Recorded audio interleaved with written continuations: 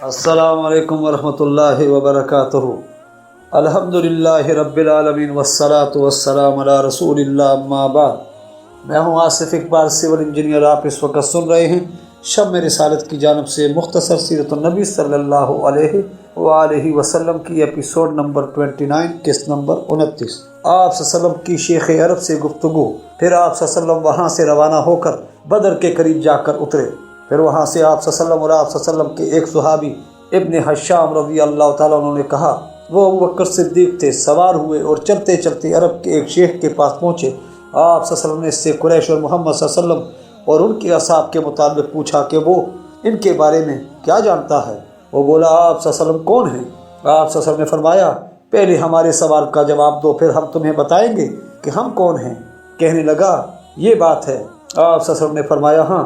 کہنے لگا، میں نے سنا ہے کہ محمد صلی اللہ علیہ وسلم اور ان کے ساتھی فلاں فلاں دن نکلے ہیں۔ اگر خبر دینے والے نے سچ کہا ہے تو وہ آج فلاں جگہ پر پہنچ گئے ہیں۔ اسی جگہ کا نام بتایا جہاں آپ صلی اللہ علیہ وسلم اترے تھے، اور مجھے خبر ملی ہے کہ قریش فلاں فلاں دن نکلے ہیں۔ اگر خبر دینے والے نے سچ کہا ہے تو قریش آج فلاں جگہ پر پہنچ گئے ہیں۔ اسی جگہ کا نام لیا جہاں قریش اترے ہوئے تھے۔ پھر اس نے پوچھا، اب تم بتاؤ، تم کہاں سے آئے ہو؟ آپ صلی اللہ علیہ وسلم نے فرمایا، ہم کنویں سے آئے ہیں۔ یہ کہا اور واپس چلے آئے۔ راوی کا بیان ہے کہ وہ شیخ حیران ہو کر کہتا تھا، کنویں میں سے آئے ہیں؟ کیا عراق کے کنویں سے آئے ہیں؟ پھر جہاں آپ صلی اللہ علیہ وسلم اترے ہوئے تھے وہاں اپنے ساتھیوں میں واپس آ گئے۔ شام کے وقت آپ صلی اللہ علیہ وسلم نے حضرت علی رضی اللہ تعالیٰ، زبیر بن عوام، سعد بن ابی وقاص رضی اللہ تعالیٰ اجمعین اور چند دوسرے آدمیوں کو دشمن کے حالات معلوم کرنے کے لیے بدر کے کنویں کی طرف بھیجا۔ ان کو قریش کے پانی لانے والے دو غلام، اسلم بن حجاج کا غلام اور عریض بن یسار بن العاص بن سعید کا غلام ملے۔ یہ ان دونوں کو پکڑ کر لے آئے اور ان سے پوچھنے لگے، تم کون ہو اور کہاں سے آئے ہو؟ انہوں نے کہا، ہم قریش کے پانی لانے والے ہیں، انہوں نے ہمیں پانی لانے کے لیے بھیجا ہے۔ اس وقت حضرت صلی اللہ علیہ وسلم کھڑے نماز پڑھ رہے تھے۔ صحابہ رضی اللہ تعالیٰ نے ان کے جواب کو غلط سمجھا اور خیال کیا کہ ابو سفیان کے آدمی ہیں اور غلط بیانی سے کام لے رہے ہیں، اس لیے وہ ان کو مارنے لگے۔ انہوں نے کہا، ہم ابو سفیان کے آدمی ہیں۔ یہ سن کر صحابہ رضی اللہ تعالیٰ نے انہیں چھوڑ دیا۔ اتنے میں رسول اکرم صلی اللہ علیہ وسلم نے نماز پوری کر کے سلام پھیرا اور فرمایا، جب یہ سچ بولتے ہیں تو تم ان کو کیوں مارتے ہو، اور جھوٹ کہتے ہیں تو تم ان کو چھوڑ دیتے ہو؟ یہ سچ مچ قریش کے آدمی ہیں۔ پھر آپ صلی اللہ علیہ وسلم نے ان سے قریش کے متعلق پوچھا تو انہوں نے کہا، وہ اس ٹیلے کے پیچھے ہیں جو وادی کے نزدیک والے کنارے پر نظر آ رہا ہے۔ آپ صلی اللہ علیہ وسلم نے پوچھا، وہ تعداد میں کتنے ہیں؟ بولے، بہت ہیں۔ آپ صلی اللہ علیہ وسلم نے پوچھا، ان کی گنتی کیا ہے؟ کہنے لگے، یہ ہمیں معلوم نہیں۔ آپ صلی اللہ علیہ وسلم نے پوچھا، وہ روز کتنے اونٹ ذبح کرتے ہیں؟ انہوں نے کہا، ایک دن 9 اور ایک دن 10 اونٹ ذبح کرتے ہیں۔ آپ صلی اللہ علیہ وسلم نے فرمایا، وہ 900 اور 1000 کے درمیان ہیں۔ پھر آپ صلی اللہ علیہ وسلم نے پوچھا، سرداران مکہ میں سے کون کون آئے ہیں؟ بولے، عتبہ بن ربیعہ، شیبہ بن ربیعہ، ابو البختری بن حشام، حکیم بن حزام، نوفل بن خولید، حارث بن عامر، تیمہ بن عدی بن نوفل، نضر بن حارث، زمعہ بن اسود، ابو جہل بن حشام، امیہ بن خلف، حجاج کے دونوں بیٹے نبیہ اور منبع، سہیل بن عمرو اور عمرو بن عبد ود۔ آپ صلی اللہ علیہ وسلم نے لوگوں کی طرف متوجہ ہو کر فرمایا، مکہ نے تمہارے آگے اپنے جگر کے ٹکڑے ڈال دیے ہیں۔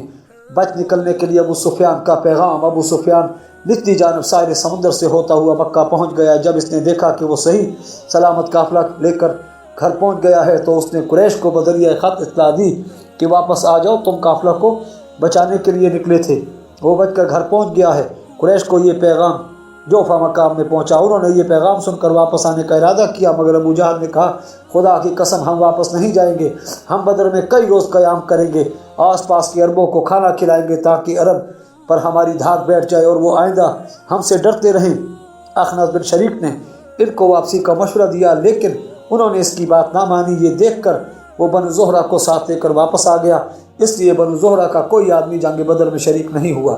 بعد میں بنو زہرہ اخنس کے مشورہ پر بہت خوش ہوئے تھے، وہ ان کا حلیف تھا اور ہمیشہ ان میں احترام اور عزت کی نگاہ سے دیکھا جاتا تھا۔ بنو ہاشم نے بھی واپس آنا چاہا تھا، لیکن ابو جہل نے ان کو واپس نہ آنے دیا اور کہا، جب تک ہم واپس نہیں جائیں گے یہ بھی واپس نہیں جا سکتے۔ بدر میں آپ صلی اللہ علیہ وسلم کا پڑاؤ۔ آپ صلی اللہ علیہ وسلم وہاں سے چل کر قریش سے پہلے بدر میں پہنچ گئے اور بدر کے کنووں میں سے نزدیک ترین کنویں پر اتر پڑے۔ قریش کو پہلے پہنچنے سے زبردست بارش نے روک دیا جو ان کے ارد گرد اللہ تعالیٰ نے برسائی۔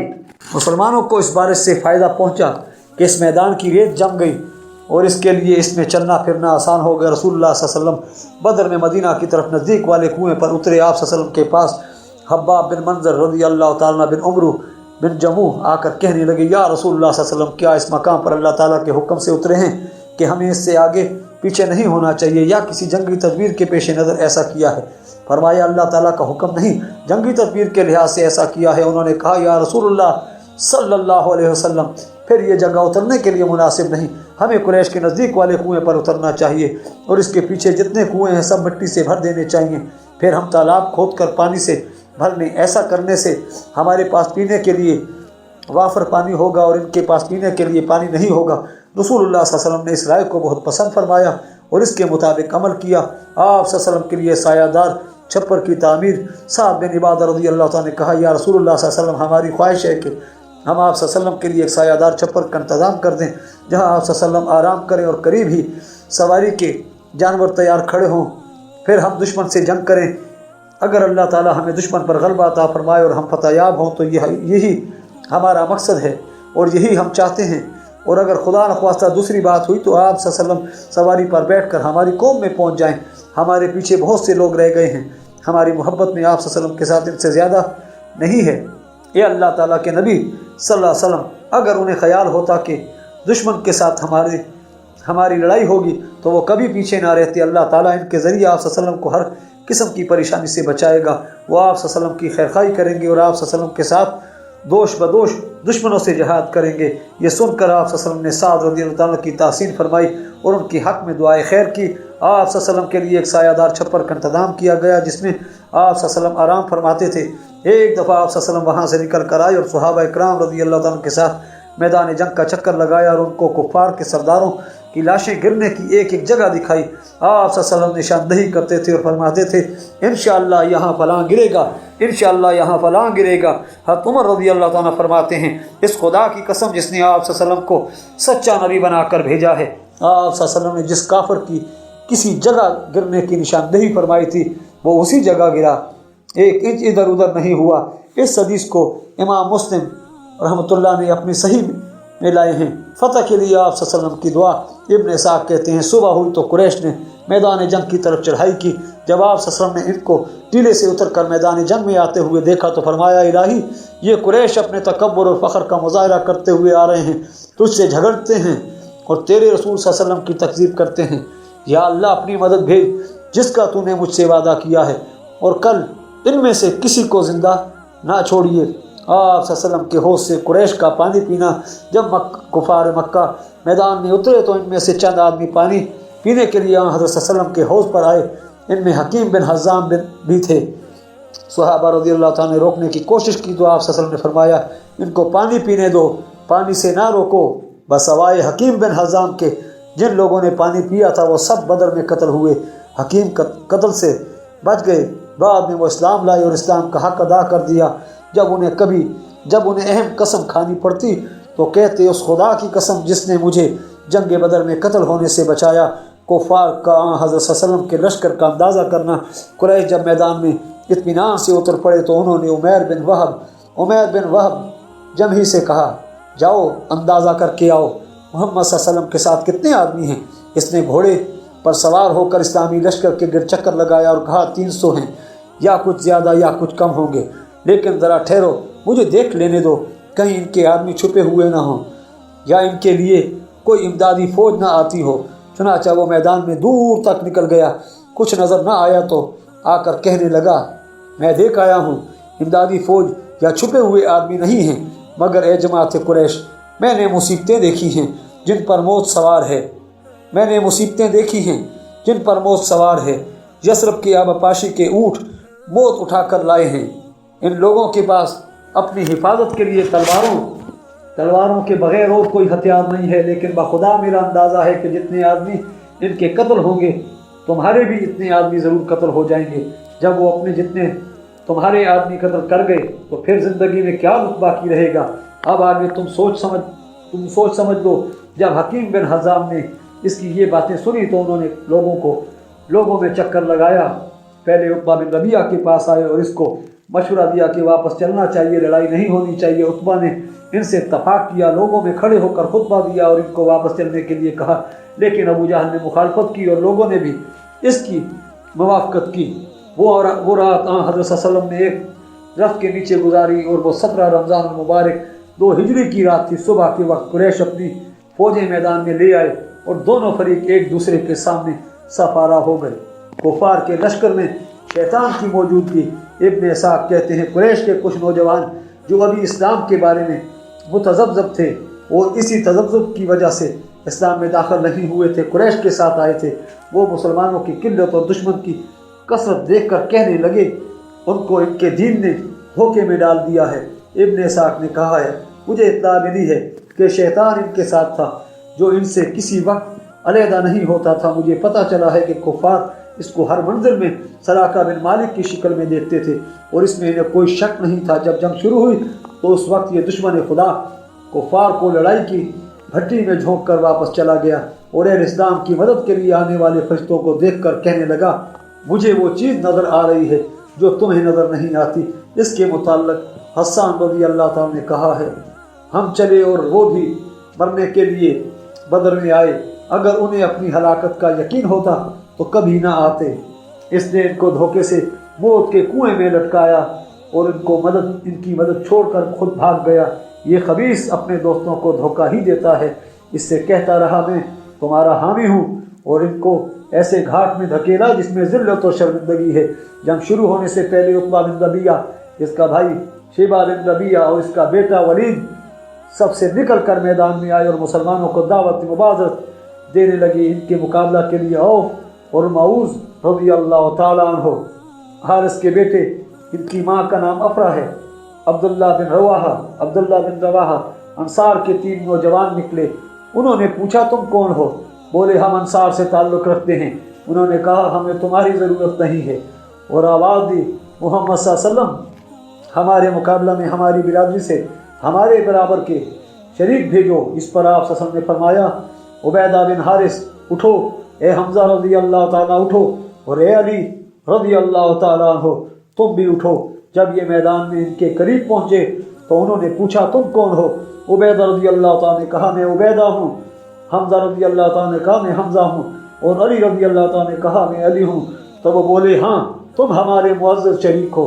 عبیدہ جو ان سب میں بوڑھے تھے عتبہ کے مقابلہ میں، حمزہ شیبہ کے اور علی ولید کے مقابلہ میں آئے۔ حمزہ اور علی رضی اللہ تعالیٰ نے اپنے اپنے ساتھیوں کو لمحہ بھر میں قتل کر دیا، لیکن عبیدہ رضی اللہ تعالیٰ اور عتبہ دونوں کے ایک دوسرے پر وار چلے اور دونوں زخمی ہو کر گر پڑے۔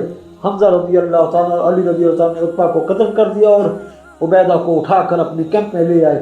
عبیدہ رضی اللہ تعالیٰ نے واپسی پر صفرا کے مقام میں انتقال کیا۔ حضرت علی رضی اللہ عنہ سے صحیح بخاری میں روایت ہے کہ یہ آیت حاذان خصمان اختصموا فی ربہم، یعنی 2 جماعتیں اپنے رب کے بارے میں آپس میں لڑی ہیں، ہمارے متعلق اتری ہیں۔ اسی صحیح بخاری میں ابو ذر رضی اللہ تعالیٰ سے روایت ہے، وہ قسم کھا کر کہتے تھے کہ یہ آیتیں ان 6 آدمیوں کے بارے میں اتری ہیں جو بدر کے دن آپس میں لڑے تھے، اور اسی میں ہے حضرت علی رضی اللہ عنہ نے کہا ہے میں پہلا شخص ہوں گا جو قیامت کے دن جھگڑا کرنے کے لیے اپنے رب کے سامنے گھٹنوں کے بل بیٹھے گا۔ ابن اسحاق کہتے ہیں پھر سب لوگوں نے حملہ کر دیا اور ایک دوسرے کے قریب آ گئے۔ رسول اللہ صلی اللہ علیہ وسلم نے اپنے صحابہ کو حکم دیا کہ جب تک میں حکم نہ دوں ان پر حملہ نہ کریں اور اپنے تیروں کو بچا کر رکھیں، جب وہ ان کے تیروں کی زد میں آ جائیں پھر ان پر تیر پھینکیں۔ حضرت صلی اللہ علیہ وسلم کا دعا کرنا۔ ابن اسحاق کہتے ہیں میدان جنگ میں حضرت صلی اللہ علیہ وسلم نے مجاہدین کی صف بندی کی، پھر چھپر میں تشریف لے آئے۔ آپ صلی اللہ علیہ وسلم کے ساتھ ابوبکر رضی اللہ عنہ کے علاوہ کوئی اور آدمی نہیں تھا۔ آپ صلی اللہ علیہ وسلم اللہ تعالیٰ سے انتہائی عجز و انکساری کے ساتھ مدد کا وعدہ پورا کرنے کی دعا کرتے تھے۔ من جملہ اور دعاؤں کے یہ بھی فرماتے تھے الہی اگر آج یہ مٹھی بھر جماعت ہلاک ہو گئی تو زمین میں تیری عبادت کرنے والا کوئی نہیں ہوگا۔ ابوبکر صدیق رضی اللہ تعالیٰ کہتے تھے اے اللہ کے رسول بس کریں، اللہ تعالیٰ سے اعفائے عہد کا مطالبہ کافی ہو گیا ہے، یقیناً اللہ تعالیٰ آپ صلی اللہ علیہ وسلم سے کیا ہوا وعدہ ضرور پورا کرے گا۔ صحیح حدیث میں ہے کہ رسول اللہ صلی اللہ علیہ وسلم بدر کے دن ابوبکر صدیق رضی اللہ عنہ کے ساتھ چھپر میں تھے اور آپ صلی اللہ علیہ وسلم کو اونگ آ گئی، پھر تھوڑی دیر کے بعد مسکرائے मुस्कुराते हुए बेदार हुए और फरमाया, अबू बकर रज़ियल्लाहु अन्हु को खुश हो जाओ, ये जिब्राइल हमारी मदद के लिए आ गए हैं, इनके सामने के 2 दांतों पर गुबार जमा हुआ है। फिर आप सल्लल्लाहु अलैहि वसल्लम ये आयत पढ़ते हुए छप्पर से बाहर आए, सायहज़मुल जमअ व युवल्लूनल दुबर, ये भीड़ जल्द ही शिकस्त खाएगी और पीठ फेर कर भाग जाएगी। और एक रिवायत में है कि अबू बकर सिद्दीक़ रज़ियल्लाहु अन्हु ने आप सल्लल्लाहु अलैहि वसल्लम का हाथ पकड़ा और कहा, या रसूलुल्लाह सल्लल्लाहु अलैहि वसल्लम, इतना काफ़ी है, आपने अपने रब से दुआ करने में बड़ा अलहाज किया है। चुनांचे आप सल्लल्लाहु अलैहि वसल्लम ज़रा पहने हुए बाहर निकले और ये आयत आप सल्लल्लाहु अलैहि वसल्लम की ज़बान पर जारी थी, सयहज़मुल जमअ व युवल्लूनल दुबर, सूरह कमर आयत नंबर 45। इब्न इसाक की रिवायत में है, आप सल्लल्लाहु अलैहि वसल्लम ने फरमाया, ए अबू बकर खुश हो जाओ, अल्लाह ताला की मदद आ गई है, ये जिब्राइल अपने घोड़े की बाग पकड़े हुए आ रहे हैं, इनके दांतों पर गुबार जमा हुआ है।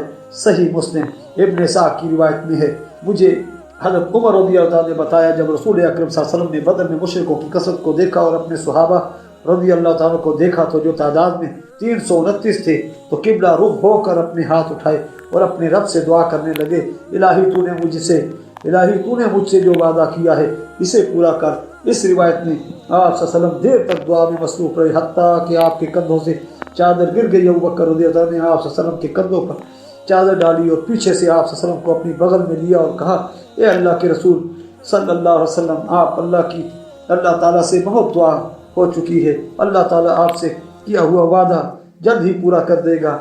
इस वक्त अल्लाह ताला ने ये आयत उतारी, इस्तस्तगीसून रब्बकुम फस्तजाब लकुम अन्नी मुमिद्दुकुम बिअल्फिन मिनल मलाइकति मुर्दिफीन। वो वक्त याद करो जब तुम अपने रब से मदद तलब करते थे और उसने तुम्हारी दुआ कबूल कर ली कि मैं तुम्हारी मदद के लिए पे दर पे 1000 फरिश्ते भेजूंगा। चुनांचे अल्लाह ताला ने फरिश्तों के साथ मुसलमानों की मदद फरमाई। इब्न इसाक रज़ियल्लाहु ताला कहते हैं, एक वक्त एक मुसलमान एक मुशरिक के पीछे दौड़ रहा था कि इसने अपने ऊपर कोड़ा लगने की आवाज़ सुनी और साथ ही इसके कान में एक शाह सवार की आवाज़ आई जो कह रहा था, साहिब आगे बढ़ो, और देखा कि आगे दौड़ने वाला मुशरिक ज़मीन पर चित गिरा पड़ा है और इसकी नाक और चेहरा इस तरह फट गया है जैसे इस पर कोड़े की चोट लगी है और इसके बदन का सारा हिस्सा नीला हो गया है। इस आदमी ने आकर रसूल अकरम सल्लल्लाहु अलैहि वसल्लम से ये वाक़या बयान किया तो आप सल्लल्लाहु अलैहि वसल्लम ने फरमाया, सच कहते हो, ये तीसरे आसमान की मदद से आने वाला फरिश्ता था। इस दिन मुसलमानों ने काफिरों के 70 आदमी कत्ल किए और 70 ही गिरफ्तार किए। और इब्न साद अकरमा रज़ियल्लाहु अन्हु से रिवायत करते हैं, इस रोज़ किसी का सर उड़ता हुआ नजर आता था मगर मारने वाला नजर न आता, और इसी तरह किसी का हाथ उड़ता हुआ दिखाई देता था मगर मारने वाला दिखाई नहीं देता था। इब्न साद कहते हैं, फिर हज़रत उमर रज़ियल्लाहु अन्हु की आज़ाद करदा गुलाम महजा को तीर लगा और उन्होंने जाम शहादत नोश किया। ये पहला शख्स है जो मुसलमानों में से कत्ल हुआ। फिर हारिसा बिन सराका को होश से पानी पीते हुए सीने में तीर लगा। ये अंसार के कबीला बनु नज्जार से ताल्लुक़ रखते थे और पहले अंसारी थे जिन्होंने इस जंग में जाम शहादत नोश करने का एजाज़ हासिल किया। फिर हज़रत सल्लल्लाहु अलैहि वसल्लम ने लोगों को जिहाद पर तरगीब दिलाई और फरमाया, इस खुदा की कसम जिसके हाथ में मोहम्मद सल्लल्लाहु अलैहि वसल्लम की जान है, जो शख्स आज कुफार से सब्र के साथ सवाब हासिल करने के लिए लड़ा और बग़ैर पीठ फेरे पेशकदमी करता हुआ शहीद हुआ, वो भी ज़रूर सीधा जन्नत में दाखिल होगा। उमैर बिन हम्माम सलमी रज़ियल्लाहु ताला अन्हु जो इस वक्त खजूरें खा रहे थे, सुनकर बोले, वाह वाह, मेरे और जन्नत में दाखिल होने में सिर्फ इतनी देर है कि मैं कुफार के हाथों कत्ल हो जाऊं। ये कहकर इसने खजूरें फेंक दी, तलवार हाथ में ली और मुशरिकों से लड़ते हुए जाम शहादत नोश फरमाया रज़ियल्लाहु अन्हु।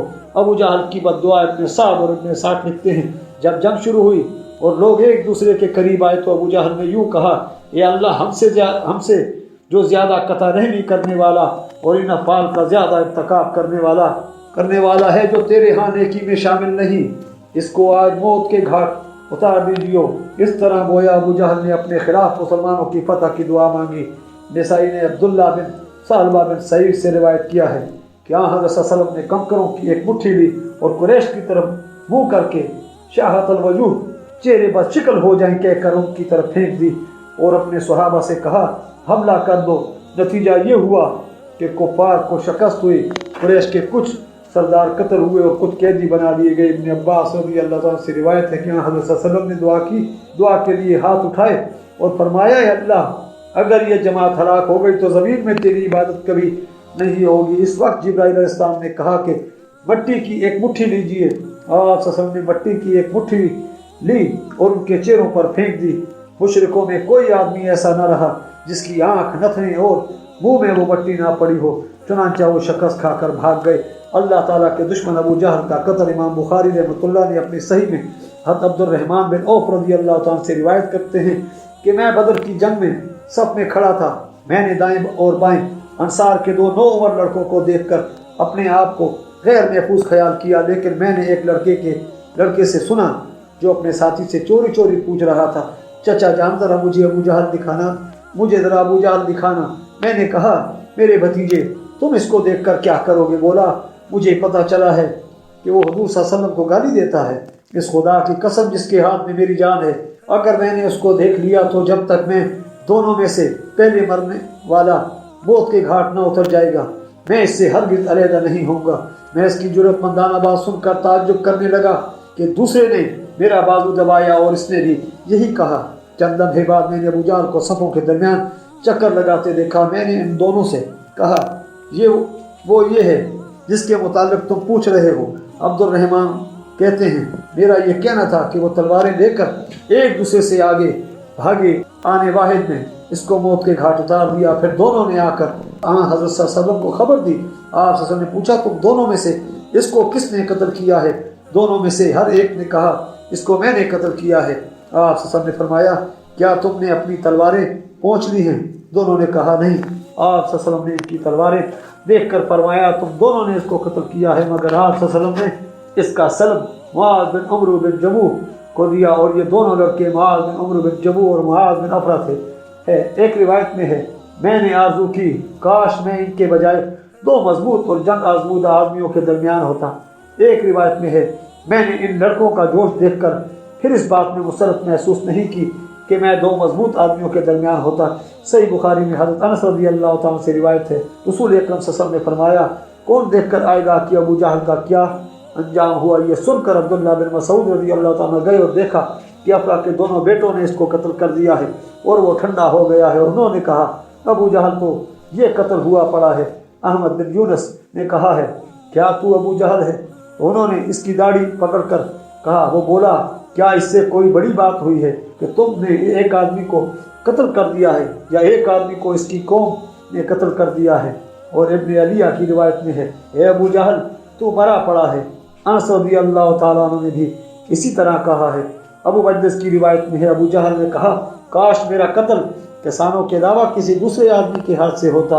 इब्न इसाक सीरत में लिखते हैं, अब्दुल्लाह बिन मसूद रज़ी अल्लाह तआला ने कहा, मैंने इसको आखिरी सांस देते हुए पाया। मैंने इसको पहचान लिया और इसकी गर्दन पर अपना पाँव रखा। इसने एक दफ़ा मक्का में मुझे पकड़कर तमांचा मारा था, जिससे मुझे बड़ी तकलीफ हुई थी। फिर मैंने इससे कहा, है अल्लाह के दुश्मन, अल्लाह ताला ने तुझे जलील किया है या नहीं? बोला, इसने मुझे कैसे जलील किया है?